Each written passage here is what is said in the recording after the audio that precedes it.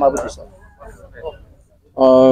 बे समावनो गिबियावनो बर' थुनलाइ आफादनिफ्राय खुलुमनाय आरो सिबिनाय लोगोसे इंराजि गोदान बोसोर 2025 मायथाइनि गाहाम हामलायनायखौ बावहरग्रोदों। दिनै जोङो बयबो मिथिबाय जे बर' थुनलाइ आफादनि मोनसे जथुमा एबा 64थि बोसोरारि जथुमाया उदालगुरि जिल्लानि सिङाव थानाय डिमाकुसिनि दैमु नोगोराव जानो थांगासिनो दङ। नैबे बोहैथि दाननि 9, 10, 11, 12 अक्ट'आव आरो बिनि थाखाय बानजाय आफादा खामानि मावदों। दिनै जोङो नुनो मोनदों जे खामानिया गोबां आवगायबाय। 80% बारा गासैबो खामानिया फ्राय आवगायजोब्बाय। बेयो जोंनि थाखाय जोबोद थुलुंगाखांथाव आरो रायजो राजाफोरनि थाखायबो जोबोद मोजां रादाब। दा दिनै जोंहा बर' थुनलाइ आफादनि जोबथा मिरुनि मावफुं आफादनि जथुमा दङमोन। मैया जोंहा केबिनेट जादों आरो बे जथुमानि गेजेरजों बर' थुनलाइ आफादा जोंहा हारिनि माखासे जेंना जेंसि, जोंनि रावनि, जोंनि थुनलाइनि, जोंनि बिजोंनि, जोंनि फोरोंगिरिफोरनि, जोंनि फरायसाफोरनि गासैबो थाखोनि फरायसालि, नोङो गुदिनिफ्राय गेजेरनिफ्राय गोजौनिफ्राय आरो लोगोसे जोंहा फरायसालिमा, मुलुगसोलोंसालि गासैबो बिथिङावनो जोङो बाथ्राखौ सावरायदों। आरो बेजों लोगोसे जोंनि हारिनि रावा जिहेतु दिनै भारत हादरनि मोनसे राव, भारत संबिजिरनि बियो दिनै 90 फारियाव थिसनजानाय मोनसे राव, बेनि सायावबो जों दिनै सावरायदों गोथौ आरो गुवारै। दा बेजों लोगोसेनो जिहेतु जोंहा बर' थुनलाइ आफादनि बे हाबाफारिया जोबोद गाजा गोमजायै जानो थांगासिनो दं। बेवहाय बायदि बायदि हाबाफारि जोंहा दङ। दा जोङो गिबि सान 9 जानुवारियाव जोंहा जिल्ला थुनलाइ आफादफोरनि बेवहाय उदालगुरि जिल्लानि आरो लोगोसे उदालगुरि जिल्ला आबुनि बेवहाय जथुमा जागोन आरो बिनि अखानायैनो जोंहा मिरुनि थुनलाइ आफादनि जोंनि हाबाफारिया जुरिजेनगोन। दा बे गिबि हाबाफारियाव जोंहा जायफोर सुबुंफ्रा बर' राव गोरों, गुबुन हारिनि बर' राव गोरों बिथांमोनखौ लानानै जोङो मोनसे सावरायमेल जों बेवहाय लादों आरो बेवहाय जोंहा गोबां जोंनि जायफ्रा बर' राव गोरों बिथांमोना बेवहाय बाहागो लागोन आरो बे हाबाफारिखौ बेखेवनानै होगोन जोंनिनो मानिजाथाव बे बानजाय आफादनि आफादगिरि श्री बिस्वजित दैमारि, जाय सुबुङा जाय गेदेमा सुबुंनि नाजानायावनो दिनै बे बर' थुनलाइ आफादनि 64थि बोसोरारि जथुमाया मोनसे जारिमिनारि महर मोननो थांगासिनो दङ। आरो बेजों लोगोसे जोंहा गोबां हाबाफारि दङ। जोंहा बेवहाय खन्थाइ जथुमबो जागोन।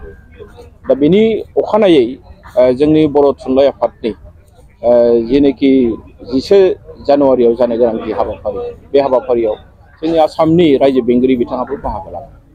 आरो बेल' नङा, जोंनि गोबां भारतनि मन्थ्रि बिथांमोनाबो बेवहाय बाहागो लाफैनायनि बाथ्रा।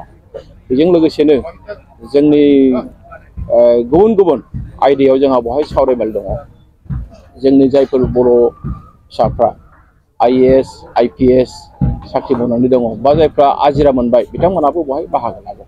बेबायदिनो बर' थुनलाइ आफादनि हाबाफारिफ्रा जोबोद गाजा गोमजायै जालांगोन, बेखौ जोङो मिजिंथिनो हायो। दा बे समाव आं दिनै नोंथांमोननि नैबे मिडियानि गेजेरजों नैबे बाथ्राखौसो आं फोसावनो लुबैदों जे बर' थुनलाइ आफादा बोसोरफ्रामबो जोंहा माखासे बान्था होयो। बे बान्थाखौ जों दिनैहाय थिरां खालामबाय, सोरनो होगोन सोरनो होआ बेखौ जों दिनै थिरां खालामबाय आरो बेखौ नोंथांमोननि मिडियानि गेजेरजों आं बे समाव फोसावनो थाखाय थागथियारि जादों। दा जोंहा गिबियावनो जोंहा रांसार थुनलाइयारि बान्था, बे रांसार थुनलाइयारि बान्थाखौ मोननो हादों थरायना सहायसुलि ब्रह्म। बिथाङा जाबाय दतमानि क'क्राझार जिल्लानि आरो बिथाङा बिथांनि खन्थाइ आदार, बिनि थाखाय बिथाङा मोननो हादों। नैथियाव मोननो हादों समेश्वरी ब्रह्म थुनलाइयारि बान्था आरो बेखौ मोननो हादों श्री गंगाधर रामसियारि, सिलपुखुरि गुवाहाटी। बिथाङा गावनि जि सुंद' सल' हाग्रामा दालां सेर, बे बिजाबनि थाखाय बिथाङा मोननो हादों। बेजों लोगोसे सानजारां लकेश्वर ब्रह्म हारिमुवारि बान्था, बेखौ श्री भुपेन दैमारि महामारि, बेवहाय गवालपारा लेला, बेनिफ्राय बिथाङा मोननो हादों आरो बिथांनि जेनोखि खामानि मावनाय बर' हारिमुनि फोथाराव गोबांथार बिहोमा होनायनि थाखाय बिथांनो बे बान्थाखौ होनाय जादों। बेनि उनावहाय हाब्रागाद बान्था बेखौ मोननो हादों कनक रामसियारि। बिथाङा बादुलिपारा बर'मा बाक्सानि आरो बिथाङाबो बर' हारिमु फोथाराव गोबांथार बिहोमा होनायनि थाखाय बे बान्थाखौ मोननो हादों। सेरबां सुबुं बिहुराम बर' थुनलाइयारि बान्थाखौ मोननो हादों देग्लाय मुस्रि रत्नेस्वर बसुमतारी। बिथाङा गुवाहाटी नुनमाथिनि आरो बिथांनि जेनोखि थुनलाइनि फोथाराव गोबांथार बिहोमा होनायनि थाखाय बे बान्थाखौ बिथांनो होनाय जादों। बेनि उनावहाय फैदों राजेन्द्र लाल नार्जारी थुनलाइयारि बान्था आरो बे बान्थाखौ देग्लाय गिबि खेबनि थाखाय होनाय जागोन। बेखौ देग्लाय होनाय जादों गिबि खेबनि थाखाय प्रफेसर स्वर्णप्रभा सैनारि। बिथाङा गुवाहाटी मुलुगसोलोंसालिनि जिहेतु बिथांनि बिहोमाया बर' राव बर' थुनलाइनि फोथाराव गोबांथार दङ, बेखायनो प्रफेसर स्वर्णप्रभा सैनारि बिथांखौ बे बान्थानि थाखाय सायख'नाय जादों। बेनि उनाव दङ फरायसा थुलुंगा बान्था। 2024 मायथाइनि मेट्रिक आनजादाव बर' बिजों फरायनानै बर' आयदायाव बयनिख्रुइबो बांसिन नाम्बार मोननो हानाय बेवहाय सानै फरायसा मोननो हादों।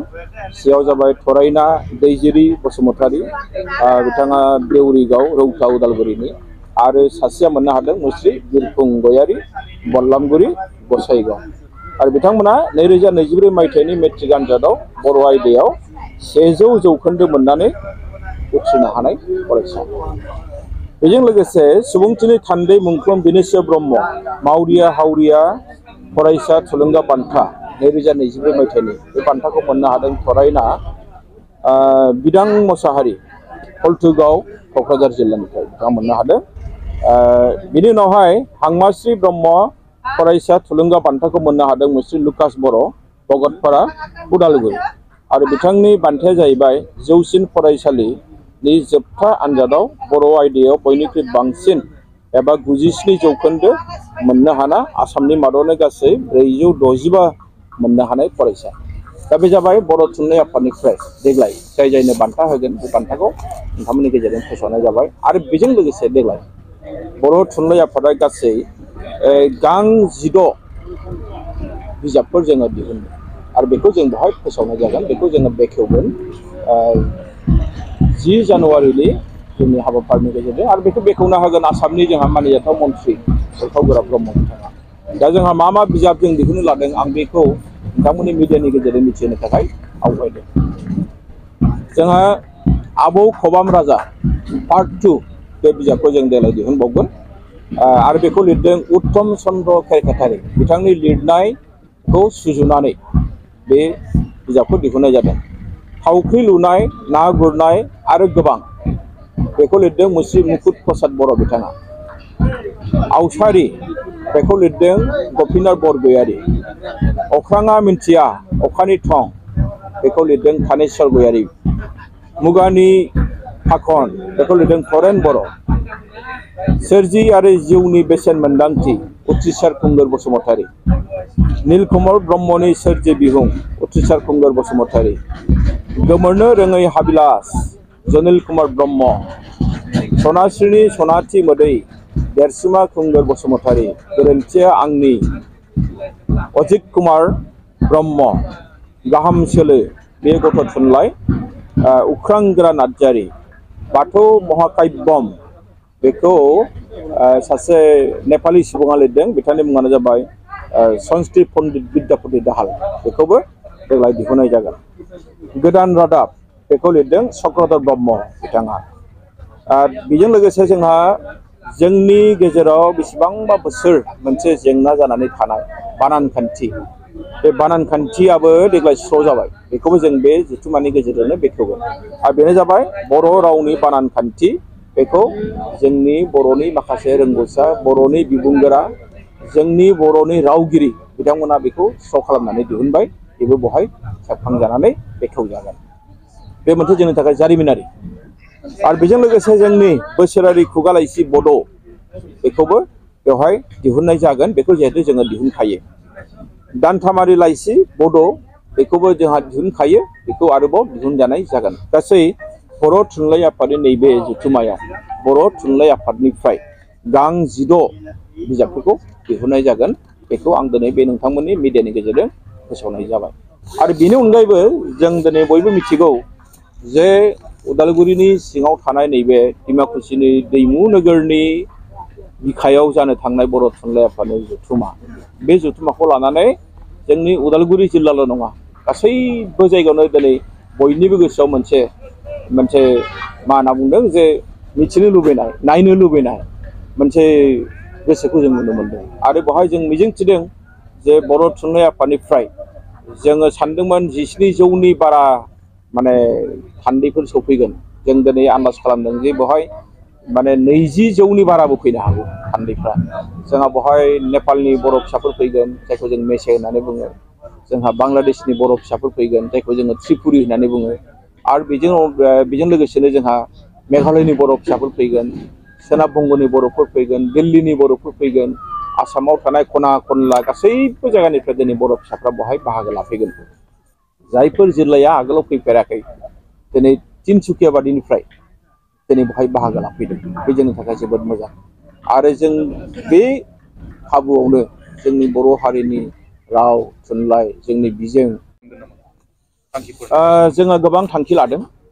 आरो बे थांखिनि गेजेराव आं दहायनो बुंखादों जे जोंनि हारिनि राव, थुनलाइ, जोंनि हारिनि सिनायथि, जोंनि हारिनि थामोनथा, जोंनि हारिनि माबा मोनसे मुलाम्फा जानाय, जोंनि हारिया माबाफोर खहा जानो थांदों नामा सोरनिबा साननाय, सोरनिबा मावनायजों, जों बेफोरखौबो जों दिनै बेवहाय सावरायदों। आरो बेनिखायनो दिनै जोंहा गाहायै माने बर' बिजोंनि फरायसालिफोरनि हालोद, बेखौ जों सावरायदों। दिनै जोंहा 6.3नि गेजेरजों जायफोरनाखि फरायसालिफोर जानो गोनां दङ, माने एलपिनिफ्राय एखेबारे कलेजसिम जेसेबां जानो गोनां दं, बिनि सायावबो जों सावरायदों। जोंहा जायफोरनाखि ड्रप पस्ट, बे ड्रप पस्टनि सायावबो जों दिनै सावरायदों। जायफोरनाखि टिउटर, बिसोरनि थाखायबो जों सावरायदों। जोंहा दिनै हायार सेकेन्डारियाव थाखो 11, 12आव बेखौ आसाम सरकारा दिनै जोंनो इन्ट्रडिउस खालामबाय। नाथाय जोबोद दुर्भाग्यजनक बाथ्राया जादों मा, दिनै जोंहा बिनि थाखाय फोरोंगिरि गैया। दा बियो नामावल' जोंनो होफैनाय बायदि जादों। दा बेखौबो जों दिनै सावरायदों। आरो बिनि सायाव जोङो डिटेल्स भाबै जोंनि जानो गोनां थान्दै मेलावबो जोङो सावरायबावगोन। जोंहा दिनै बिजोंजों लोगोसे जोङो बर'फ्रा थार्ड लेंगुवेज फर्मुलायाव थागोन ना फर्थ लेंगुवेज फर्मुलायाव थागोन, बेनिबो मोनसे जेंना फैदों। दा बेनि थाखायबो जोङो बेखौ जोंनि थान्दै मेलाव जोबोद गोथौ आरो गुवारै सावरायगोन। जोंनि थान्दै मेलाव जिहेथु बर' थुनलाइ आफादल' थाया, जोङो बर' थुनलाइ आफादनि सिङाव जोंहा माखासे एलाइड आफादफोर दङ, लोब्बा आफाद दङ। जेरै दुलाराय बर' फरायसा आफाद दङ, आइजो अनसाय आफाद दङ, जोंहा फोरोंगिरि आफाद दङ जोंहा, आरो लोगोसे जोंहा हारिमु आफाद दङ। जों जयैनो जों बेफोर बाथ्राखौ सावरायगोन। जिहेतु बेवहाय गासैबो जोंनि आसामनि बाहेरनि बर'फ्रा फैगोन। जों बेवहाय जोंनि जेंना जेंगोनाखौ जों सावरायनानै जोङो गोनां जायोबा जोङो सरकारनो खोन्थागोन जे जोंहा दिनै मा जेंना जादों। गोनां जायोबा जोङो डेम'क्रेटिक भाबै जोङो सरकारनो बुंनानै होगोन जे जोंनि नैबे जेंनाखौ सुस्रांना होनांगौ। मानोना बर' थुनलाइ आफादा आं दहायनो बुंखादों, मोनसे माहारियारि आफाद, मोनसे हारिनि सिनस्रि आफाद।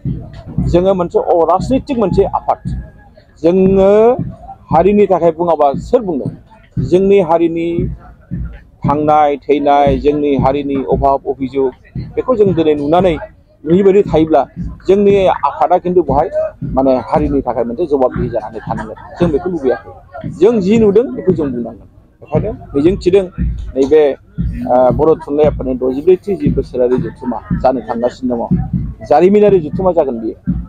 जाय जथुम्माया बर' थुनलाइ आफादनि जारिमिनाव जाफेराखै, बेबायदि मोनसे गोसोखांथावना, मोनसे जारिमिनारि मोनसे बाहाय आफाद जानो थांगासिनो दं।